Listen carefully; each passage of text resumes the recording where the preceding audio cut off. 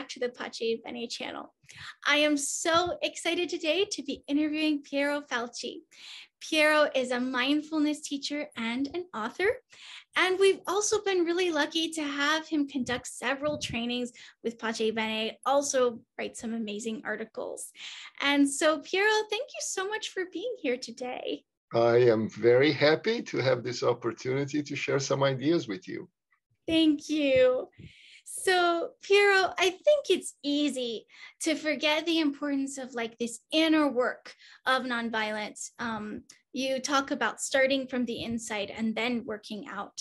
And so since this is something that I know that you really focus on, I was wondering if you could expand upon this for our audience. Sure. Yeah, sometimes activists, they work very hard and they go to burnout, right? It's not uncommon that you have that passion and you tackle those problems head on with a lot of energy. But change really, many times they take a long time. So sometimes you are depleted of energy, you are exhausted. So one of the things that meditation does is really center yourself and re-energize yourself. So I use this image that we use meditation as if we had a sailboat, and we have to come to the safe harbor. We have to come to where the waters are tranquil, and so we grow in strength. And when we feel strong enough, then we go in the open ocean where there are waves, where there are winds, where you have to hone your skills to deal with those situations. And again, there's a time when the waves are too big or the wind is too strong. You retreat and you go back to the safe harbor. And again, you settle yourself, grow in energy to tackle the problems again. So this is one aspect of doing the inner work. The other aspect is that as you continue doing this work, what happens is that you have an expansion of this idea of self. So it becomes very clear to you that we are not separated from anybody else, that the well-being of other people is our well-being, that we are really interconnected with others, we are interdependent, interrelated with others. Thich Nhat Hanh, one mindfulness teacher, he said that we inter-are. We are with others. So he talks about interbeing or interbeingness. So I exist because the entire universe exists. I exist because you exist. So what changes is that our perception that we are separated. And so you start to say, okay, we're all in this together. So many things start to change. So you don't see people on the other group as enemies. You see them as human beings that just like us, they want the same things as we want. And so we can find common ground and work on that common ground to make life better for everybody. I love that, Piero. Thank you. I do agree with what, definitely with what you said. And I love what you said about interconnectedness, because I think that in this world, it's very easy in our society to think it's me against everyone. Yeah. Whereas we're all relying on each other and we're all connected. So thank you for that. And I also wanted to ask, I know that, we're living in a polarized society right now. And so what I've noticed is that discussions can very quickly turn from a discussion into a fight. And so you just finished leading the course for Pace Bene, Mindful Communication and Nonviolence in Dialogue. I heard rave reviews. Mm-hmm. I'm sorry I wasn't there. And so I'm wondering, what tips do you have for people who might be entering into like a difficult conversation that requires some mindfulness and nonviolence? Just what tips do you have? There are many things, right, that we can prepare ourselves for a difficult communication. I think that one that I use a lot and I teach, and I'm very, I saw the benefits, is applying one of the 7 habits for highly effective people that the author Stephen R. Covey. There was a book that was published in 1989. It was a bestseller throughout the 90s, still is. Tens of millions of copies sold. So one of the 7 habits is seek first to understand, then to be understood. And this is a beautiful thing to practice.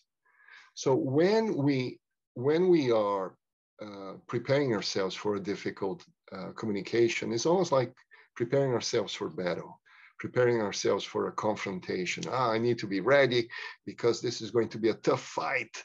And so I use the image that people approach as knights of the round table, if you will. They are wearing that armor, they have the shield, they have the sword, and okay, let's have this conversation now. So the moment that you seek first to understand, then to be understood, what happens is that the other person, once they feel understood, they let go of the shield, the sword, they put the armor down, and now they are vulnerable also to listen to you. So this is one of the things that we need to practice, to be vulnerable, to approach the situation with some vulnerability. There are some, what I call the magic words in this process is, when we go to these difficult conversations, we are prepared to give our speech. I'm going to tell you what you need to know, and I'm ready. So you already made a complete rehearsal of the things that you're going to say, and you're prepared. Now, hold back and try sincerely to understand what the other person has to say. And the magic words are, oh, I hear you. Let me see if I understand. You said this, this, and that. And then the magic words again. Is that so? Did I get it right? Usually what the other person says is, yes, but. And then what the other person does is either correct your understanding or gives you more information for you to understand their point of view. So they're going to go like this. Yes, but da da da da da da da da da. And so you use, it's really sincere. I hear you. Let me see if I understand. You said da da da da da da da da da. Is that so? Did I get it right?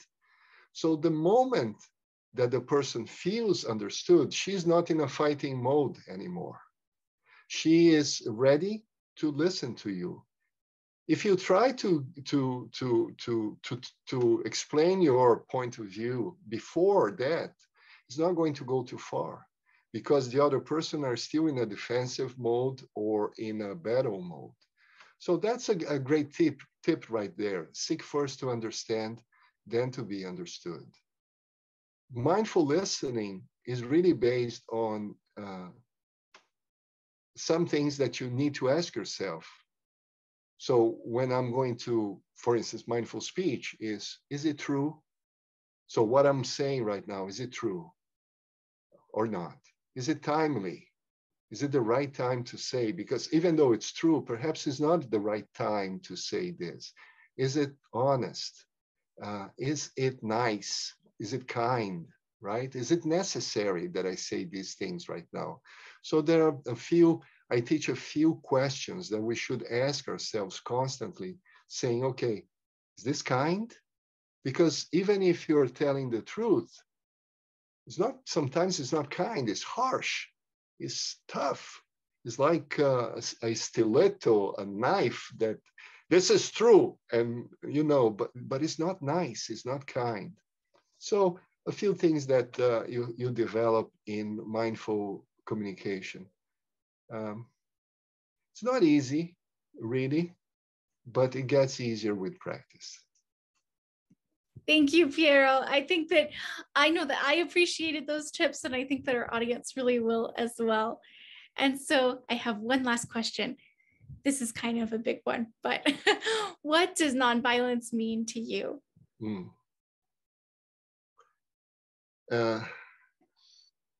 This is a big question, really. It is a way of living that comes from, I would say, from not being on the surface, but going deeper and understanding who we are, what we are doing here, what is life in this planet, and what is life at all. So it really, it's an invitation. For me, it begins with an invitation to ask big questions. So who am I? What do I love? How shall I live knowing that I will die? What gifts do I bring to share with the family of the earth? So from this investigation, that meditation really is the right technique to go deeper. You start to say, hey, wait a second. The way that we are living here is pretty insane. Do we need all this animosity? In Buddhism, they call about the three poisons. The first one is greed. The second one is ill will. And the third one is ignorance or delusion. So greed is the way that we live on this planet is very much, poisoned by greed. We want to have more, countries measure their success by the growth of their economy. Corporations measure their success by the growth of their profits, of their quarterly profits, by the expansion of their markets, by the number of customers that they have. So it's all growth, growth, growth. And unfortunately, we're using the planet as a supply house. So we're getting all the resources that we need from the planet, and we're using the planet as a sewer. And we just dump all the trash on the planet. So we need to change, for instance, one of the things that we need to change is understand greed, that greed is everywhere, and say, okay, how do we tame greed? And the antidote to greed is generosity. We need to expand our generosity. And the more we do, the better it will be. The second poison or defilement is ill will or animosity. We separate, as you said, you said in the question, the previous question, the polarization. We separate between ourselves in us and them, right? And so they are the cause of our problems. And if we get rid of them, then we're going to be okay. And then what we start to do is we start to separate ourselves, and we start to create animosity between people. And what would be the antidote to ill will and animosity is love and kindness. So loving kindness is important to cultivate as well. And the third defilement is delusion, ignorance. We never stop to say, is this real? And when you talk about polarization, for instance, there are people that use lies to get power, to get prestige, to amass more possessions, to amass more privileges. So, and then you have those people who benefit from spreading lies as well. So we see this, I say that politicians, before running to office, should do 1 year of mindfulness meditation, spend 1 year on the International Space Station looking at the Earth from above and figuring out, wait a second, we're all in this together, and we need to figure out how we can live in different ways, because I like to say that heaven is here if we want it to be. And I like to pass on this idea that if babies, when they are born, if they could understand, there's a lot of celebration in the delivery room, say, yeah, you made it. You arrive at the right place. This is it. This is a wonderful place.